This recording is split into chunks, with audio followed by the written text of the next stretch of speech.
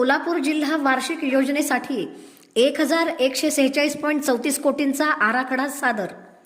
सोलापूर जिल्हा वार्षिक योजना सन 2026-27 साठी एकूण 1146 कोटी 34 लाख रुपयांचा आराखडा देवेंद्र फडणवीस यांच्याकडे सादर करण्यात आला।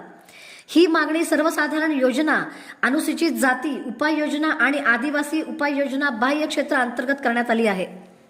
जिल्ह्याचे पालकमंत्री जयकुमार गोरे यांनी सर्वसाधारण योजनेसाठी राज्याने निश्चित केलेल्या 693.90 कोटींच्या मर्यादेत 300 कोटींची अतिरिक्त तरतूद करण्याची मागणी केली। तसेच पंढरपूर येथे आषाढी वारीसाठी कायमस्वरूपी सुविधा उभारण्यासाठी विशेष बाब म्हणून 65 कोटींची मागणी करण्यात आली।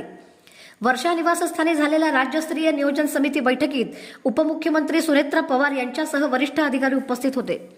आराखड्यात कृषी, ग्रामीण विकास, जलसंधारण, ऊर्जा, शिक्षण, आरोग्य, नगर विकास, रस्ते, पर्यटन आणि क्रीडा अशा विविध भागांसाठी निधींची तरतूद करण्यात आली आहे।